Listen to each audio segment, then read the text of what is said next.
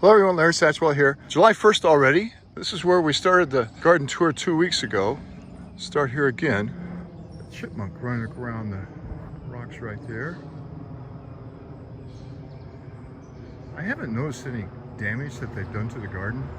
I think they're cute.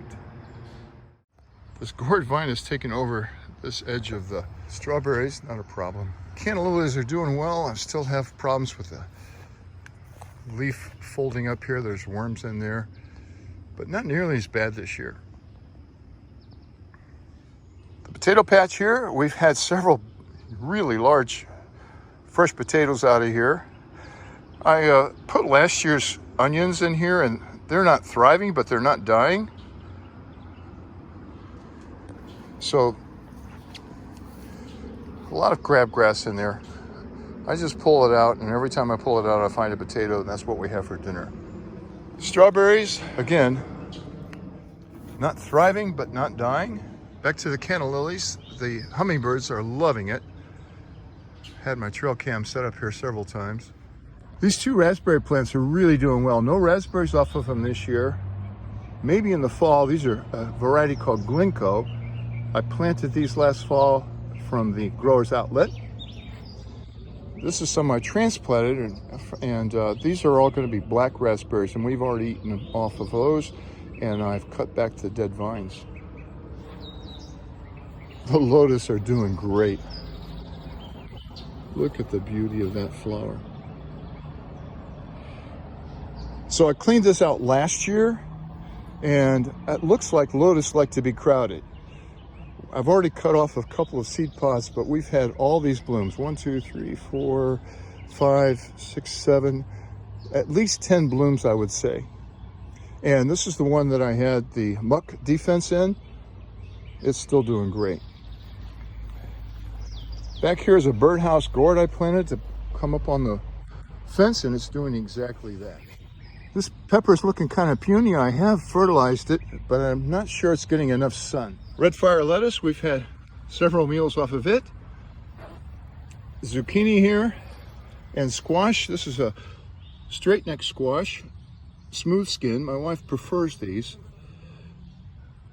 This is the zucchini. We have put up, I don't have to ask her how many bags of squash and zucchini we've put in the freezer, but it's been many. And they're doing great. This cucumber is looking great. There's 2 of them here last night. We had a cucumber salad last night. I've been missing a few of them, and the chickens and my worms have really enjoyed those. Another cucumber plant, same thing. And this is another of the tomato plants from the water wall wars. I think this is going to be pretty productive. I'll post the variety. I forgot what it was. Some more cucumbers ready to pick. And another squash plant. Carrots are thriving, as well as this pepper. If you've been watching my channel, this pepper plant got hit by frost, but it has done a really good recovery. Over here on this side of the garden, it tends to get a little more sun than that other one I just showed you. Carrots are thriving. We've been eating these. The grandkids that are living with us right now while they build their house love these little baby carrots. So this squash vine has bit the dust, and here's exactly what happens. See that rotten root down there? There's no roots left. It'll lift right up. And because I don't use pesticides and insecticides, that's what happens. However, that squash is way too big to eat, so I'll chop that in half and give it to the chickens. So as these squash vines die out, and they will, they're all looking the same way. This one has very little life left in it. Next to the shed, I have a little nursery. These are those smooth, straight squash, yellow squash that my wife likes. So I have planted those. The one hasn't come up yet because it was a week later. I also have year-round lettuce in here. I'll be replacing them, and because I live in Georgia here, our long growing season, it's not a problem.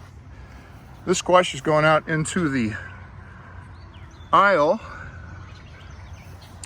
but again, several squash on it ready to pick. It probably won't make it past another couple of weeks. Probably won't be here the next update. This is another celebrity tomato over here. It's got several tomatoes coming on and lots of blooms and no sign of disease. I love that. And the corn. The corn's ready. We've had, I think, 4 meals off of this so far. Once we pick one like it is here, I'll cut the bottom off down there and give that to the goats. I hesitate giving it to the horses because you don't want them to colic, and I don't like to change their diet. But the goats will love those stalks. They'll eat it, everything. And you can already see I've thinned out several of these in the middle. And then I have another corn crop coming on. The taller here to the left of the screen were planted about 2 weeks prior to this one. I have them all roped up because they tend to break and bend over. The onions here from Brown's Omaha onion plant, they do great every year. I'm really happy with those. This is what's left of our harvest. I didn't plant as many this year. We've been eating off of these a lot. These are radishes, and I've also put the last patch of the red fire lettuce in here, and also some year-round lettuce. The lettuce is really slow to come up right now because the soil is too warm. Simply that. These are zinnias left over from volunteers, or pop-ups as one of my viewers called them. I like that. From my Aldi's bargain box last year. I let them go. Great for pollinators. This is another celebrity plant. We've had a couple of tomatoes off of it. Well, that's going to do it for the vegetable garden. Let's look at the flowers. This hibiscus has been blooming. Those blooms are easily the size of my hand. I thought when I picked these up, I picked them up off season, they weren't blooming, but they thought they had a red tint to the bulb, but they turned out to be white. That's okay. It's another birdhouse gourd plant back here. Not getting a lot of sun, so it's not doing great. 2 volunteer sunflowers here. This Chloe's doing great here in the shade. And this is the volunteer tomato. I don't know the variety, but it looks like it's going to be a cherry tomato. I haven't had any blooms on the water lilies because they're just too crowded. I will definitely plant this again next year. I really like the way it filled in. I actually planted them too close together. And I will put that on the hill next year as part of my annuals. They have just been blooming beautifully. The pentas is doing okay. Not thriving nearly as well as this.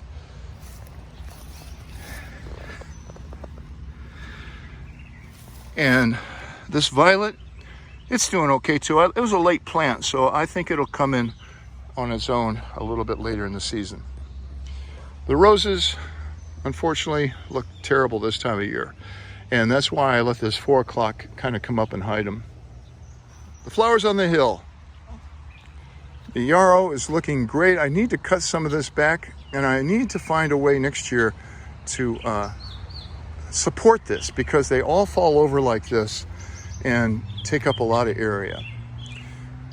This is an area where there are a lot of daffodils and a lot of weeds. So I've hoed this out the other day. I need to get something in here to cover it because it looks terrible right now, but it'll look better in the fall. Black-eyed Susans are looking good. I need to hit them with a fungicide because every year you get that black spot on them. Every year I say I need to hit it with a fungicide and I never do. These daylilies are just the common orange kind. I'd love to get some different varieties of daylilies, and when I can afford it, I would like to pull some of these out of here, put them in different places and add some variety. But they have really, really taken over. Here's another black-eyed Susan looking the same way with the fungus on it. More annuals, except this is a perennial sage. I'm hoping it'll come back. I was hoping for the hummingbirds that would notice this, but the flowers are really tiny. But it keeps putting up shoots, so maybe they'll discover it later on. Shasta daisies, I'd really like to get some more of.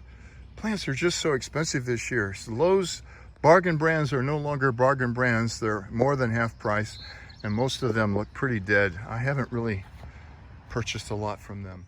The balloon flowers They come back every year and they look great. And I have a spiderwort reblooming. This is where I'm going to leave you today. We didn't go over the pond or the gazebo. I'm going to do a separate video on it.